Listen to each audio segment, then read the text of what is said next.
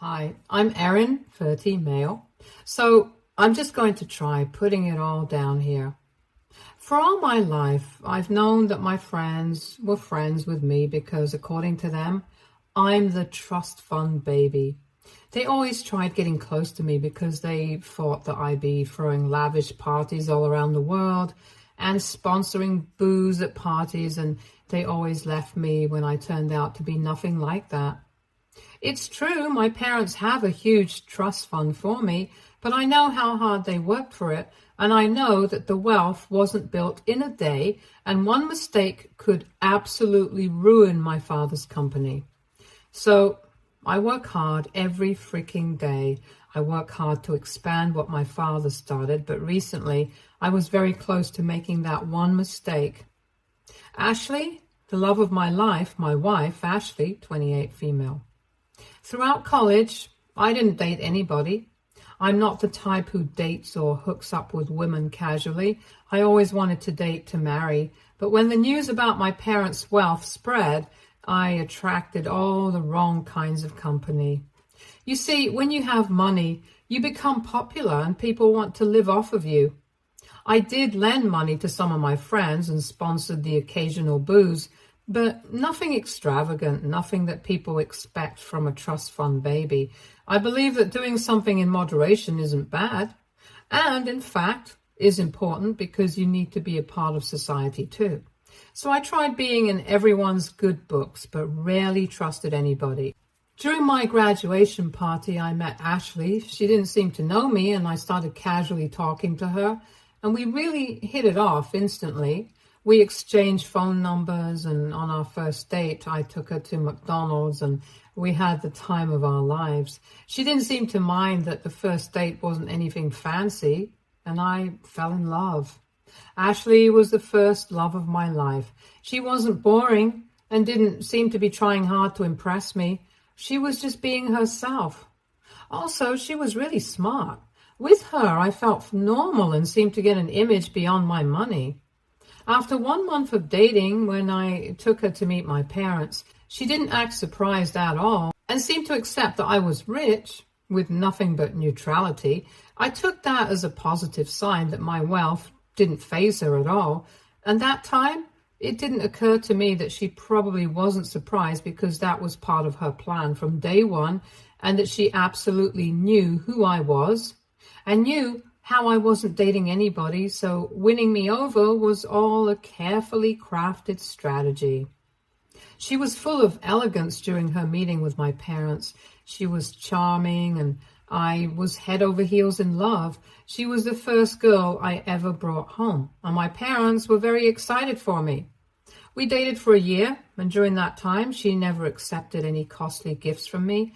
Her reason for refusing was simply that we weren't married yet. I proposed to her after a year. She was an absolute sweetheart to my parents. She told my parents that she only had one request, that they never ask her to leave her work because she wanted to work to expand our fortune. My mother hugged her and said that they were glad I had found such a supportive wife. Ashley worked in an IT company and made a decent amount of money herself. On our second anniversary, my parents hosted a party. There, they announced that they wanted to give a gift to Ashley and proposed including her name as a beneficiary along with me. They went around introducing Ashley to everybody, including Rob, the trustee. He was an accountant on behalf of the company that looked after the legalities of the funds and investments. He was married and had a daughter. His wife was a lawyer in the same firm. Everything was taken care of, and my wife's name was included as one of the beneficiaries. Ashley bonded really well with my parents and was always doing her best to keep them happy. She also worked and traveled a lot for her job. Later on, I'd come to know that she was traveling with her affair partner. Whenever my parents threw a party, she was always eager to attend and looked stunning. On countless occasions at such parties, I have seen her talking to Rob in a corner, laughing a little too much, blushing, with wine in her hand. And as stupid and blind in love as I was, it never once occurred to me that I should suspect her of having an affair with Rob. But all this time, Those two were having an affair behind my back. Looking back at it, I'm surprised at Ashley. She's an absolute pro actor. She treated each of us so well that the mere thought of ever suspecting her seemed blasphemous. But she was just biding her time. Almost 7 years into our marriage, my parents passed away within 6 months of each other. I absolutely immersed myself in my work because it was just too difficult to deal with all the emotions when you also have to keep the company running. And that was the first time in years when Ashley started showing her true colors. After the funeral, she was distant. I thought maybe she was dealing with grief in her own way and tried giving her space. She didn't say one word to me about my parents passing away or ask how I was. I thought it was strange, but secretly blamed myself for being unable to talk about how I felt either. About 2 weeks passed before I decided to get home early from work and talk it out with Ashley. I bought a bunch of pink roses on my way back. I had my own key, so I let myself in and came face to face with Rob. I was confused, so I asked him if he came to talk to me about the trust or something. Ashley came out from behind with 2 suitcases. It was then I noticed that even Rob had 2 suitcases. Ashley looked at me and said, "Oh, dang, I meant to do this quietly. I was meaning to leave a note and let you know that I'm moving out. But I guess we have to do it face to face now. Yeah, so I'm leaving you." Yep, you heard that right. And yeah, I'm moving in with Rob after we return from our vacation in Italy. Your parents made sure that I'll get enough money to afford it. Also, we're divorcing. Rob is also going to file for divorce. Now don't look like a forlorn puppy. Are those flowers for me? I'll take them. Thanks. Ciao. They were out of the door even before I could ask her to wait. I heard the engine revving up and then silence. And just like that, my wife of 7 years left me. Have you ever heard the expression about the world crashing down in front of you? Well, that best describes what I felt. For 2 days, I didn't leave the house. I didn't open the blinds. I was surviving on refrigerated food and then cup noodles. I never turned the TV off because I was scared of the silence. I didn't even feel like bathing. On the 3rd day, someone rang the doorbell, and I thought if I didn't open the door, they'd probably go away eventually, but that didn't happen. The bell kept on ringing, and whoever it was pressing the bell harder and longer with each go. 10 minutes went by, and still the ringing didn't stop. Now, there was someone banging on the door. I heard a woman's voice say, "I know you're in there. Open up. Right now, I'm not leaving till I talk to you." For a minute, I thought it was Ashley, but then I remembered that she was vacationing in Italy with Rob. This thought brought a fresh wave of sadness over me. But the knocking and banging wasn't stopping, so I dragged myself out of bed and started unlocking the door. I opened the door to find a red-haired woman in a 2-piece suit. She looked like she would bite my head off. She said, "Your wife ran away with my husband. Sitting here and being a wuss won't help anybody. So get up, go take a bath, and get yourself in the living room in 15 minutes. We have to talk about a lot of things." When I didn't respond, she let herself in and looked me straight in the eye and said, "What? You stink." Before heading to the bathroom, I said, "Okay, Mom," and she screamed back, "I heard that." Despite myself, I laughed. I started feeling a little human after my bath, and when I returned to the living room, it was spotless, and so was the kitchen. Sandra, Rob's wife, introduced herself. She told me that she had been trying to reach me at my office for the last 2 days, but couldn't get through, so she finally decided to show up at my doorstep. She meant business. I couldn't believe what she was telling me. Sandra said that, like me, she didn't suspect that Rob was cheating on her, and she only found out when he left the house 2 days back and said that he would send his assistant to collect the rest of his things. Like me, her world was shattered too. But she didn't wallow in self-pity. She started digging up dirt. The first thing she did was go through Rob's laptop. He stored his work stuff there, but he had his Facebook logged in. She wasted no time going through his chats and finding out with whom he was having an affair. And once she was sure, she swooped like a hawk. She had gone through every document related to my trust fund and was pretty sure that Rob was taking out money for his own use. It started small so that it went unnoticed, but eventually he had become bold and careless because he was being aided by one of the beneficiaries, who was none other than Ashley. A part of me wished that she was lying, but she wasn't. Sandra had all the proof and was ready to take them down. I was still hesitating when Sandra said, "I have a little daughter. I will wring out every single penny from Rob, and I will absolutely wreck Ashley. I don't care what you think. I just wanted to inform you. You don't have to be a part of it if you don't want to."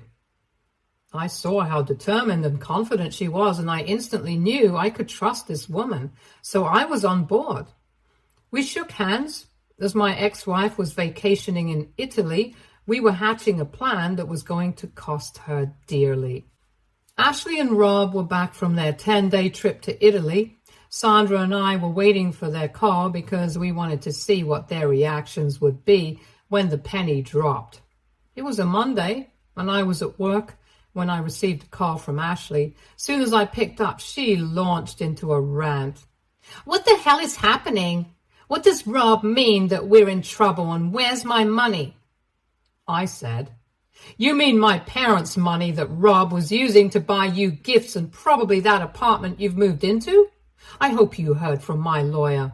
It's Sandra, Rob's wife, who, by the way, also works for the firm." I told her I had to go and hung up before she could say a single word. And when I got out of work that day, Ashley was waiting outside. I pretended not to notice her and walked towards my car, but she blocked my way. In my whole life of knowing her, I had never seen her so ruffled by anything.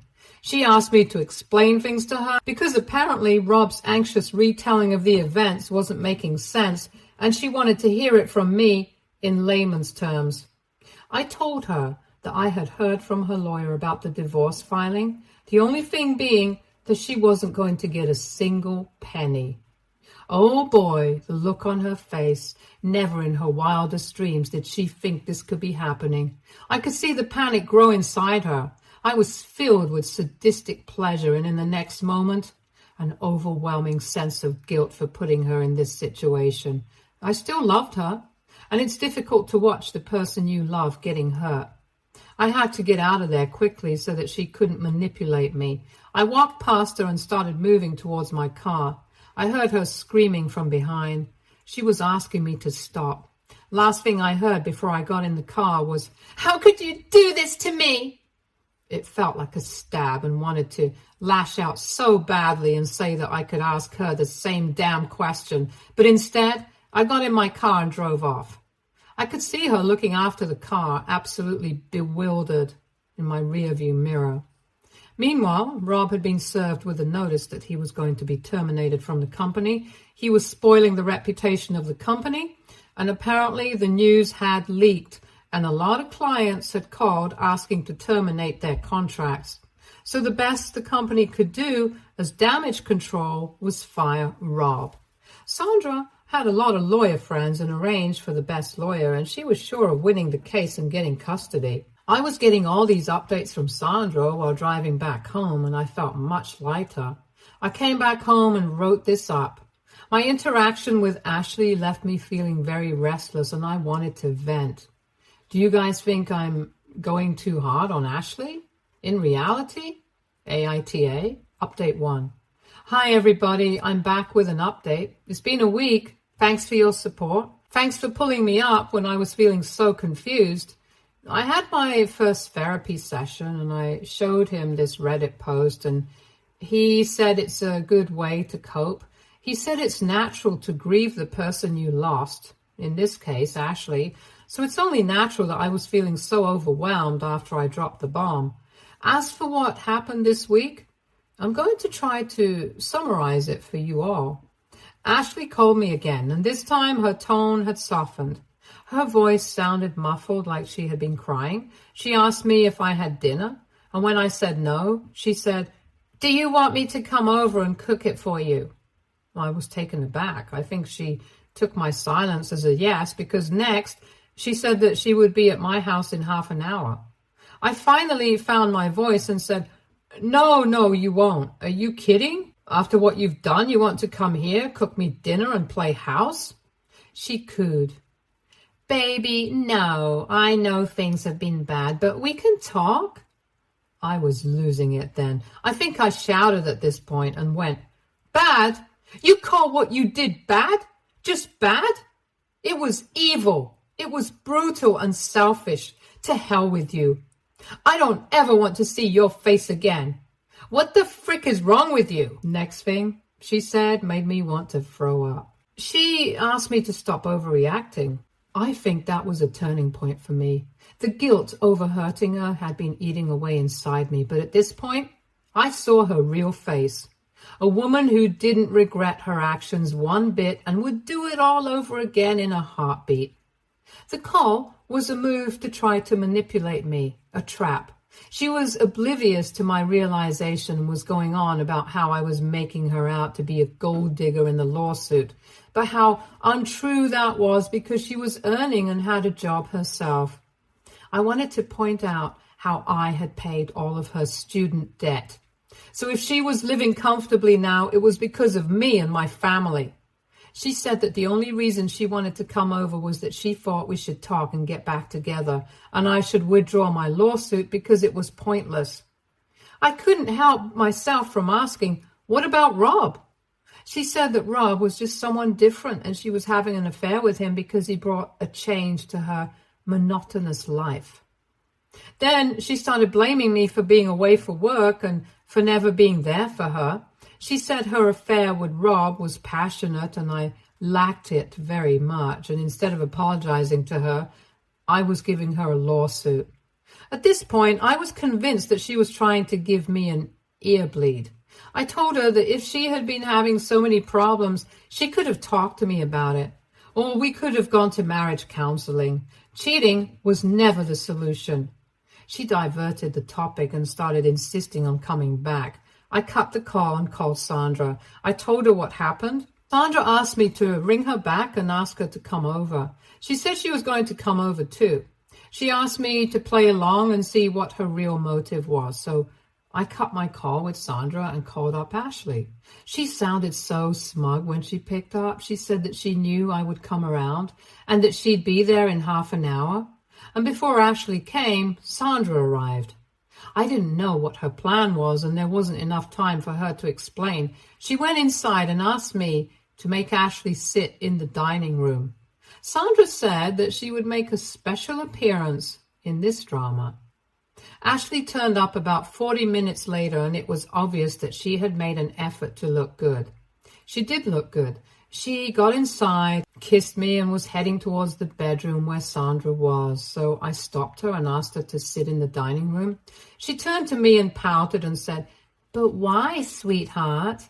Did I lose my rights so easily? Was your love so weak? Will you not fight for us, baby?" At this point, Sandra came out of the bedroom. Ashley looked too stunned to speak and croaked out something like, "What the hell?" Sandra smiled at Ashley and said, "Ah, finally, we meet. The woman who's dating my useless husband, Rob, the cheater. Oh, and yes, you did lose your right to the bedroom." Ashley swung around at me. "How could you replace me so easily? You're sleeping with Rob's wife after taking away all my happiness? We had so many debts, and now we won't even get the damn trust fund money, and God knows who leaked the news. But now Rob is jobless. I might get fired too. You're just so selfish." Sandra piped in and said, "What do you mean we have debts? Is it like a joint loan thing? Were you helping Rob misplace and withdraw the funds, or what?" Ashley swung at her then. Hell yeah, I was. I supported Rob from day one. Do you think he could have planned something like that on his own? Obviously, I helped him. Unlike you, you evil witch. You've been nothing but condescending to him. That's why he chose me over you. Get out of here. How can you be here when your husband is jobless? Why the hell don't you give a statement in his favor and help him out? Sandra smiled sweetly and then told me that she thought I ought to send Ashley home. The job was done. I got the cue and held the door open for Ashley. Ashley stormed out while hurling a volley of abuse at us, and when she left, I turned towards Sandra and asked, what just happened? Sandra pressed stop on a tape and then winked at me. Her eyes were shining. She said excitedly, "We got a confession, Erin. We'll ruin them. I told you I'm not letting both of them escape." That, my friends, is Sandra for you. She's clever and ruthless.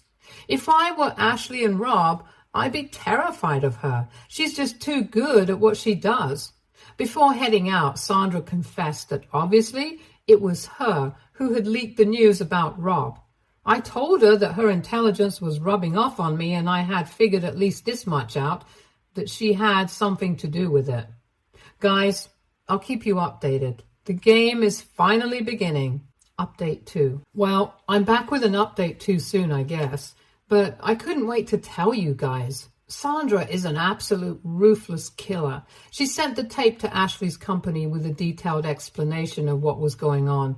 She said in the note that someone who could go to that extent to fool the people who care about her wasn't a credible person to work in the company and would probably try to embezzle funds from them if she saw an opening. Sandra also knew one of the business partners in Ashley's firm who happened to be her old friend. Sandra's friend abruptly pulled out of a deal that she was about to sponsor and said that there were certain members on the team whose credibility she doubted. So the deal was off the table. Ashley's boss was absolutely torching himself when the news reached him. They made a swift decision to save the deal. They fired the person who was responsible for it. That's it, just like that. My ex-wife is fired from the company. Now both of them are jobless and in debt. Sandra told me that Rob had been calling her non-stop. And when she didn't pick up any calls, he started texting her. She asked him to stop annoying her and blocked his number. I'm really enjoying this now. I've also been having my sessions and my therapist tells me that Ashley could be a case study of narcissism. LOL. That was low-key funny. I laughed freely after a really long time. Anyway, I'll keep you guys updated. Oh, did I tell you guys that Rob was taken into custody? And apparently Ashley had to break into her savings account to pay his bail. Serves them right. Bye for now. Update 3. This morning, Sandra called me up and she was furious. Apparently early in the morning, Rob had constantly rung her doorbell. He was drunk and kept on abusing her. Her security camera recorded the whole thing. When Sandra asked him to go away, he tried breaking in. He only went away when Sandra threatened to call the police. The worst thing about this whole incident was that due to all the noise and everything, Sandra and Rob's daughter Emily woke up. She saw what was happening and is now traumatized. Divorce is usually hard on children, but seeing your father drunk on your doorstep, calling your mom names, and trying to break into the house is on a whole different level. Emily has since refused to leave her room. Sandra asked me if I could go over as she had to go to the police station and file a restraining order. She couldn't find a babysitter at such short notice, and I told her I would and phoned in at work, asking them to call me if they needed anything. As soon as I reached, Sandra was at the door. She told me that if Emily came out, I should give her some food because she hadn't even had breakfast. As soon as Sandra left, I knocked on Emily's room. When nobody responded, I got a pin and broke the lock. I don't know why, but I was feeling paranoid in that silence. I was thinking of the worst case scenarios and I just couldn't sit still while the child was suffering. When I burst into her room, there was nobody there, and I was hyperventilating. But then a small movement caught my eye. Emily was hiding under the bed. A little girl of 3 or 4 years who looked just like her mom except for her hair was looking at me with eyes full of terror. She was stuttering in fear and somehow managed to ask me if I was her dad's friend and if Rob had sent me. I knelt down and introduced myself. I told her that instead of her dad, I was actually her mom's friend. She seemed to relax a bit at that, and then she started anxiously looking out the window and asked if her dad was gone. I said he was, because her mom was like a tigress who would protect her cub with everything, and she started crying then as she told me how she was afraid that Rob would break in and hurt her mom. I told her that I would never let that happen. My heart was breaking for this innocent child who had not only lost a dad, but also seen what a horrible man her father was. I talked her into coming out and playing her favorite Disney movie. I heated up some lasagna and fed her. Sandra tells me that when she came back, she found Emily lying on my chest and sleeping peacefully, and I drooling into her favorite pillow. That night, when I was about to leave, Emily clung to my legs and wouldn't let me go. She kept crying, and then in the end, she said she was scared that Rob would turn up again and there would be no one to protect her mom. I joked that her mom didn't need protecting, but I shut up when Sandra rolled her eyes at me. It would be really difficult to explain a restraining order to a child, so I decided to stay the night. Emily slept peacefully, and so did I. The next morning, Sandra made us amazing pancakes, and I directly left for work. Emily made me promise that I would come to sleep at their house again that night. So, yeah, I guess that's my life now. I have to spend my nights at Sandra's house. Sandra's trying to find a good child psychologist, but as of now, has had no luck. I'll update you guys after the first hearing. Ciao. Update 4. Okay, phew, it's been a long time since I last updated you guys, right? Well, the first hearing is done. What a layman like me has figured out is this. Ashley and Rob are absolutely cooked. Yeah, I mean it, brother. They are cooked like barbecue. We have such alarming evidence against them that it's actually an open and shut case. But you know how courts are. So yeah, it's going to drag on for a while. Sandra believes that it won't take more than half a year. She also believes that both of them will be serving time in jail. As for the divorce, Ashley and Rob obviously won't get a penny. Rob has to pay child support as well. Ashley and Rob were job hunting, but with no luck.